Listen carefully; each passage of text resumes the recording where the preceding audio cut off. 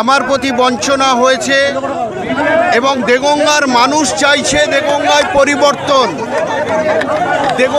পরিবর্তন চাইছে। সেই পরিবর্তন তারা বুঝেছে যে আইএসএফই করতে পারে, সেই জন্যে আমাকে প্রার্থী করায়। দেগঙ্গার মানুষ উৎসাহ উদ্দীপনা তা আপনারা আজকে চোখে দেখতে পাচ্ছেন। পরিবর্তন চাইছে দেগঙ্গায়। কত ভোটের মার্জিনের আশা করছেন সেটা 4 তারিখে ফলের পরে বুঝতে পারবে। তবে নিশ্চিতভাবে আমরা জিতছি ইনশাআল্লাহ। মানুষের উপরে এবং আল্লাহর উপরে ভরসা করে, উপরওয়ালার উপরে ভরসা করে আমি বলবো। দ্বিতীয় ভাঙড় হবে, সেটা নিয়ে আপনি বললেন দ্বিতীয় ভাঙড় হবে, দ্বিতীয় ভাঙড় নয়, ভাঙড়ে যেমন নওশাদ সিদ্দিকী সাহেব জিতেছেন, তেমনি দেগঙ্গায় জিতে ভাঙড় যেমন জয়লাভ করেছে, জয়লাভ করে আইএসএফকে উপহার দিয়েছে, ভাঙড় তেমনি দেগঙ্গায় বলেছে কি দেগঙ্গায় জয়লাভ করে ভাঙড়ের মতো দেগঙ্গাকে উপহার দেবে দেগঙ্গার মানুষ।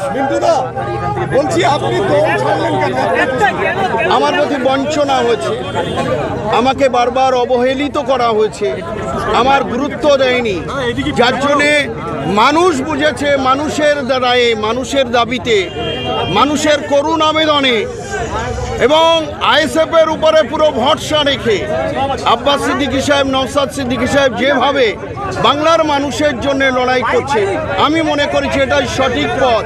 সেজন্যে আমি সর্বপ্রথম তৃণমূল কংগ্রেস দল ছেড়ে আমি আইএসএফে যুক্ত হয়ে আইএসএফের প্রার্থী আমাকে নির্বাচিত করেছে। আপনার নির্বাচনী প্রচারের হাতিয়ার কি হবে? আমার নির্বাচনে হাতিয়ার হবে ওয়াকফ যে কেলেঙ্কারি, ওয়াকফ যে আইন, সেই আইন এখানে লঘু হবে না বলেছিল, সেটা লঘু হয়েছে।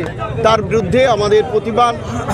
দেগঙ্গার মানুষ পরিবর্তন চাইছে, উন্নয়ন চাইছে এবং দেগঙ্গায় যে একটা অশান্তি বিরাজমান হয়েছে, দেগঙ্গার মানুষ অতিষ্ঠ হয়েছে, সেটাই আমাদের প্রচারের আলোয় আসবে এবং আইএসএফের যে কর্মকাণ্ড, সেই কর্মকাণ্ডই আমরা সামিল হয়ে এই সিটটা আমরা মানুষের রায় আমরাই করছি। দাদা, যে দলে আপনি ছিলেন সেই দলের থেকে যে অভিষেক বন্দ্যোপাধ্যায়, মমতা বন্দ্যোপাধ্যায়, আপনার সাথে কি কোনো কথা বলা? না, আমার সাথে কোনো কেউ কথা বলে।